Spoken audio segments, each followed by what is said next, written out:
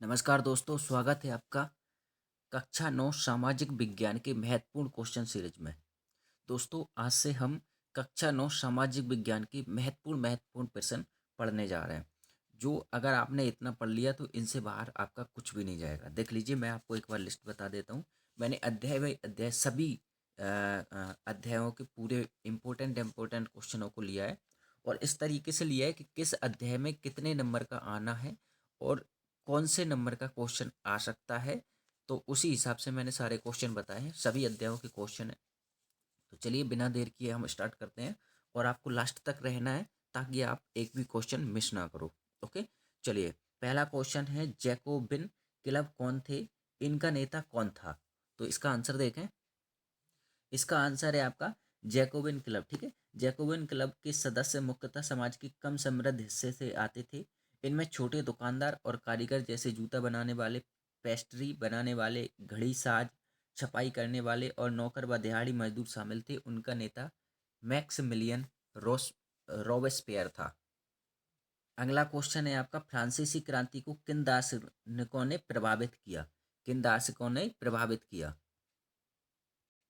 इसका आंसर है, फ्रांस की क्रांति को प्रभावित करने वाले प्रमुख दार्शनिक थे वाल्टेयर, रूसो और मॉन्टेस्क्यू।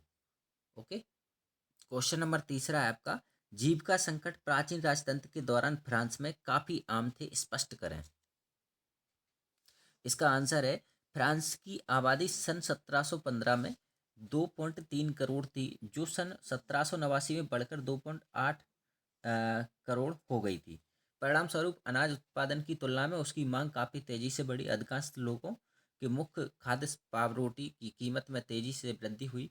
अधिकतर कामगार कारखानों में मजदूरी करते थे और उनकी मजदूरी मालिक तय करते थे, लेकिन मजदूरी महंगाई की दर से नहीं बढ़ रही थी। स्थितियाँ तब और बदतर हो जाती जब सूखे या ओले के प्रकोप से पैदावार गिर जाती, जिससे रोजी रोटी का संकट पैदा हो जाता तथा ऐसे जीविका संकट प्राचीन राजतंत्र के दौरान फ्रांस में काफी आम थे। अगला क्वेश्चन है, फ्रांस में 14 जुलाई का क्या महत्व है?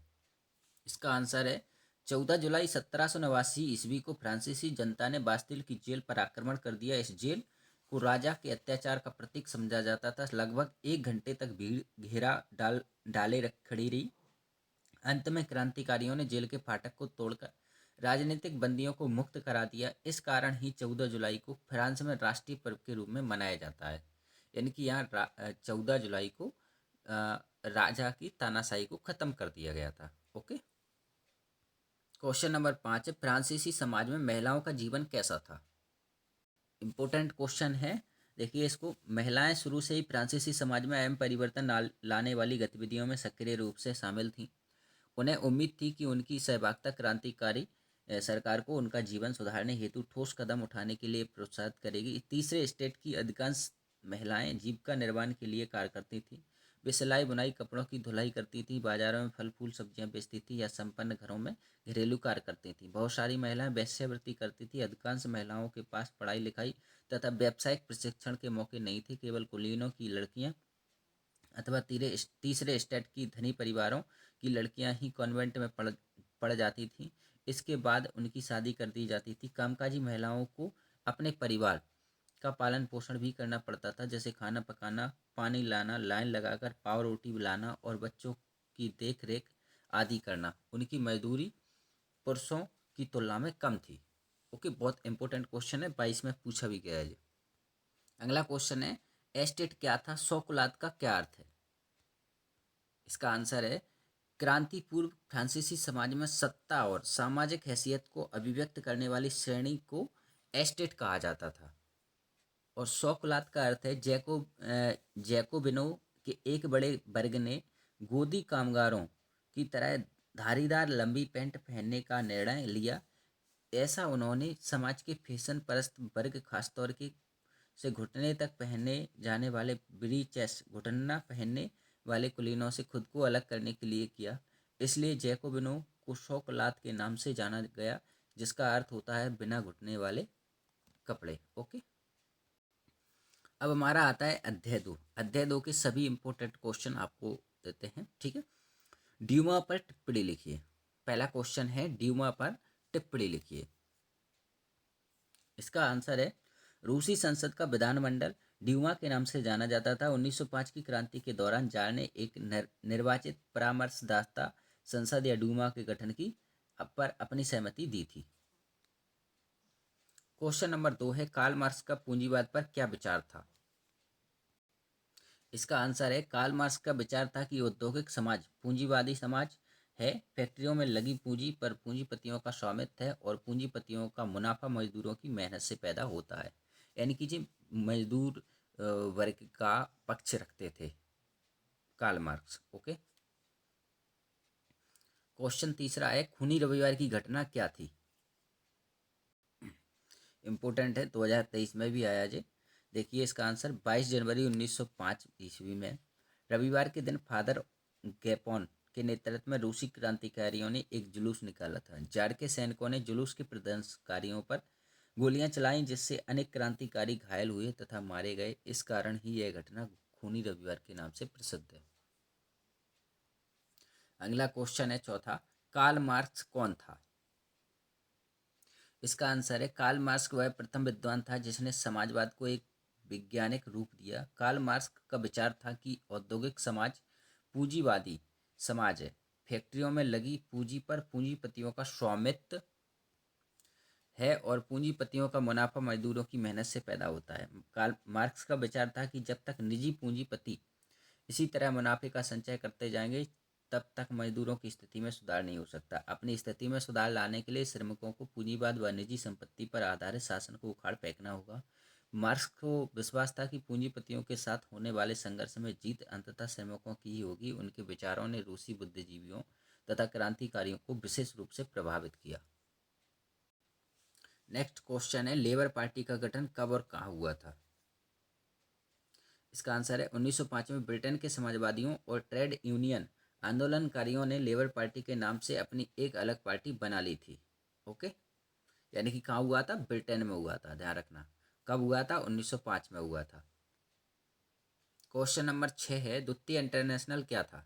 इसका आंसर देखिए, आंसर है 1817 का दशक आते आते समाजवादी विचार पूरे यूरोप में फैल चुके थे। अपने प्रयासों में समन्वय लाने के लिए समाजवादियों ने द्वितीय इंटरनेशनल के नाम से एक अंतर्राष्ट्रीय संस्था बनाई थी। क्वेश्चन नंबर 7 है रेडिकल और रूढ़िवादी को समझाइए। इसका आंसर है इन्हें आमूल परिवर्तनवादी भी कहा जाता था। रेडिकल समूह के लोग ऐसी सरकार के पक्ष में थे जो देश की आबादी के बहुमत के समर्थन पर आधारित हो। इनमें से बहुत सारे लोग महिला मताधिकार आंदोलन के भी समर्थक थे। ये निजी संपत्ति के विरोधी नहीं थे, लेकिन केवल कुछ लोगों के पास संपत्ति के संकेंद्रण का विरोध जरूर करते थे। रेडिकल आंदोलनकारी क्रांति के पक्ष में थे। रूढ़िवादी, तो देखो रेडिकल क्वेश्चन अलग आ सकता है, रूढ़िवादी अलग आ सकता है। 2 नंबर में आना है तो या तो आपसे ये पूछा जाएगा कि रेडिकल के बारे में बताइए, या आपसे ये आएगा कि रूढ़िवादी के बारे में बताइए। तो ये 2 क्वेश्चन है अपने आप में, ठीक है। रूढ़िवादी आमतौर पर परिवर्तन के विचारों का विरोध करते थे, लेकिन 19वीं सदी तक आते आते वे भी मानने लगे थे कि कुछ परिवर्तन आवश्यक हो गया है, परंतु वह चाहते थे कि अतीत का सम्मान किया जाए, अर्थात अतीत को पूरी तरह ठुकराया ना जाए और बदलाव की प्रक्रिया धीमी हो।